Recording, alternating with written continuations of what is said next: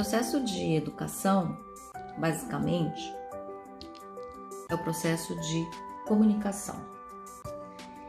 Se eu não consigo me comunicar com as pessoas, como é que eu vou conseguir compartilhar algum conhecimento, alguma informação? Partindo desse pressuposto, nós temos que compreender que nos últimos tempos a forma de se comunicar se modificou. Se a forma de comunicação se modificou, então a forma de educar também precisa se modificar.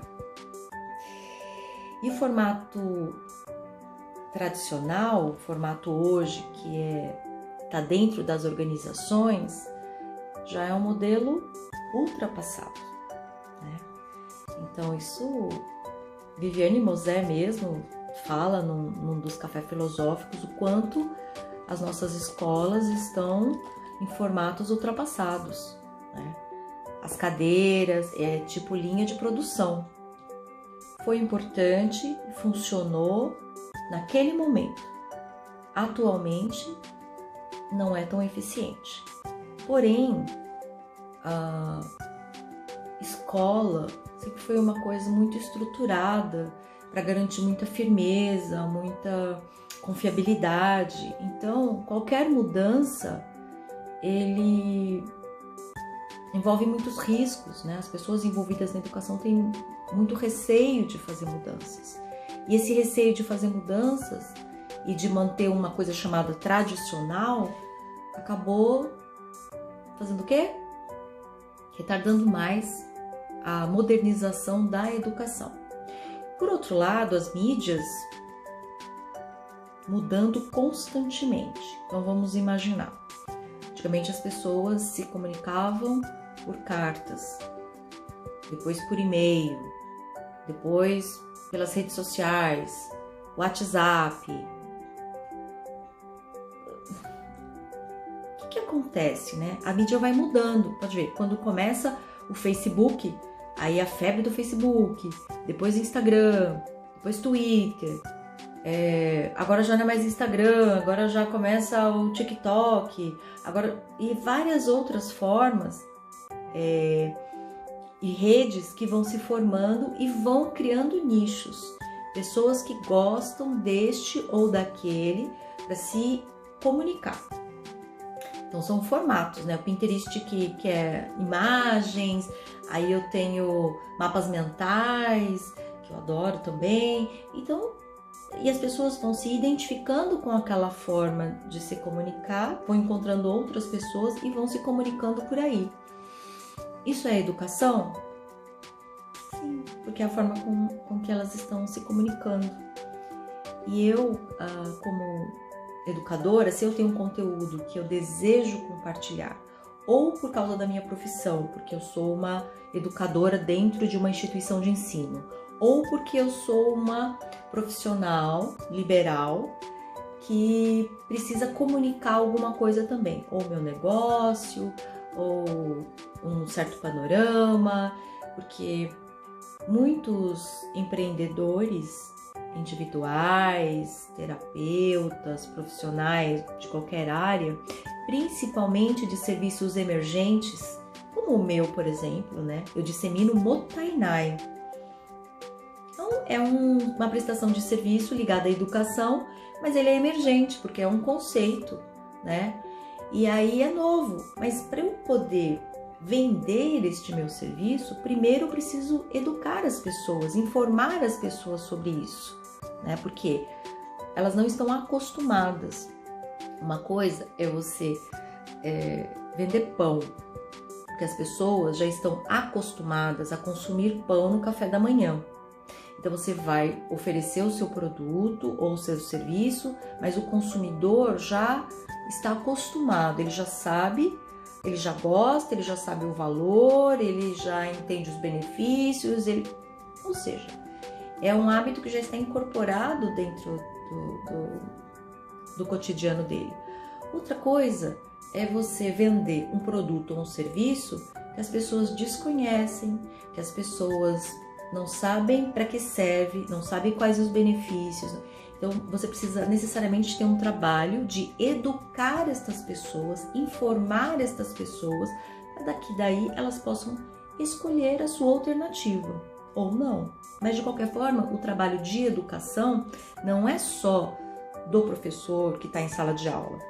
O trabalho de educação, hoje, é de todas as pessoas. E aí é importante a gente saber as mídias. Como eu faço? Qual é o público que eu quero conversar? Com quem eu quero conversar? Então, eu vou dar um exemplo bem prático com os jovens. Eu assumi um projeto de formação de jovens para o universo do trabalho. Então, são jovens do ensino médio entre 14 e 17 anos. Então, como é que eu vou começar a conversar com eles? Aí entra uma coisa chamada percepção. Primeiro, eu vou investigar o que é que eles estão vendo, o que é que eles estão fazendo, como é que eles estão se relacionando com os colegas, o que é que eles estão consumindo, né? E aí, a partir daí, eu vou começando a entender quem está educando esses jovens, quem está conseguindo se comunicar com esses jovens, porque quem está educando não é só a família, não é só a escola. Você tem toda uma sociedade educando junto. Isso é a cosmovisão. Então eu vou observar. Eu lembro quando, há 4 anos atrás, a gente já vai entrar no 5º ano, né? Quando eu entro pro YouTube, o YouTube era uma moda dos jovens. Crianças e jovens entrando no YouTube. Aí começa a primeira febre dos YouTubers, né? Felipe Neto, Kéfera, Christian, essa galera que são os precursores do YouTube no Brasil. E a minha filha adolescente, eu tenho 2, elas ficavam o dia inteiro seguindo o YouTuber. E ela, mãe, eu quero comprar um livro. Eu, ai, que coisa boa, vamos lá, comprar um livro. Cheguei lá, qual livro que ela queria comprar? Ela queria comprar o livro do YouTuber. E aí eu comecei a prestar atenção que ela ficava muito tempo e era muito influenciada por aquele YouTuber. Então aquele YouTuber, ele estava conversando muito mais com a minha filha do que eu. E aí eu tinha 2 alternativas. Ou eu proibia ela de assistir o YouTube, ou eu entrava no YouTube. O que eu fiz? Entrei no YouTube. Fui começar um diálogo com o YouTube. Então o YouTube era a forma que eu encontrei de me comunicar com a minha filha. Ai, mas não vou fazer isso não. Imagina, eu acho um absurdo, eu acho não sei o que lá. Gente, é assim. Se o nosso papel é educar, a gente precisa encontrar como eu vou educar. E eu só consigo educar se eu me comunicar com aquele público. Então, não é para julgar neste momento, é para poder ter uma conexão com ele. Aí, o que aconteceu? Eu abri o canal do YouTube, eu não sabia mexer, eu pedi ajuda para minha filha, e aí ela foi se aproximando mais de mim, porque ela falou, não mãe, não é assim, não é assado. Eu falei, mamãe tá estudando sobre os YouTubers, ajuda a mamãe, né? O que você pensa, o que você não sei o que lá. E aí ela começou a falar mais, e a gente começou a se comunicar, porque a gente tem um assunto em comum, que agora é o YouTube. O YouTube não é mesmo meu inimigo, o YouTube agora era meu lugar de estudo. E aí eu comecei a ter os primeiros vídeos, ela começou a me dirigir, começou a me orientar. E eu fui percebendo que o YouTube, o canal do YouTube, ele não era ruim. Depende do que eu ia fazer nele. Ele é uma plataforma em que eu posso produzir conteúdos de forma livre através de vídeos. Tudo bem. Então eu falei, cara, que ferramenta maravilhosa. E aí eu começo a explorar o YouTube com o meu papel de educadora corporativa principalmente. E esses vídeos começam a surtir efeito, porque eles começam a substituir as minhas reuniões de prospecção. Então eu vejo muitas vantagens no YouTube.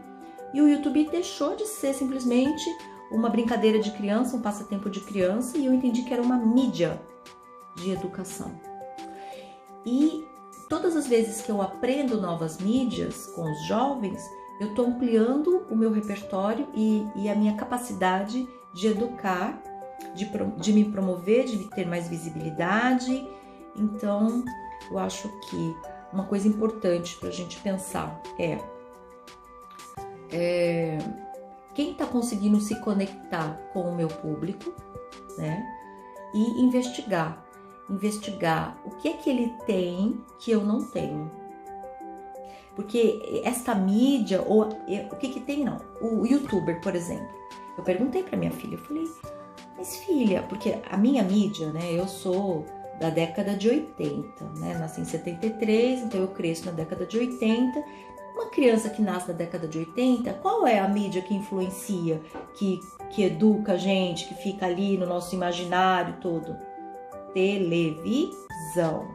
Então a minha vida de criança e adolescente era a televisão, a minha babá eletrônica, como se diz, né? Era a televisão. Foi a partir dali que eu fui criando tudo, né? Todas as minhas referências começaram a surgir da influência da televisão. E aí, para elas, agora é o quê? É YouTube. Então, eu preciso estar atenta não só aos conteúdos que eles consomem, mas se eu sou uma educadora, também de produzir conteúdos, porque hoje é possível. Antes, para eu entrar numa televisão, eu precisava ou trabalhar numa televisão, ou ter um programa de televisão, e isso requer uma série de passos ali. O canal do YouTube é o seu próprio canal de televisão. Livre. Então, vamos pensar sobre isso, sobre essa questão de o que é que educa é a comunicação, que a comunicação é a forma de me conectar com este público, que pode ser o seu filho, que pode ser o seu aluno, que pode ser o seu cliente, que pode ser o seu fornecedor, que podem ser os seus amigos, tá? E aí, agora eu penso de uma outra forma as mídias, não como um inimigo do que eu quero fazer, mas como uma ferramenta de acesso ao meu público. São coisas assim que eu vou percebendo, e aqui eu tô num espaço de compartilhar. Espero que tenha sido útil para você. Meu nome é Tiemia Machita e eu falo sobre Mutainai.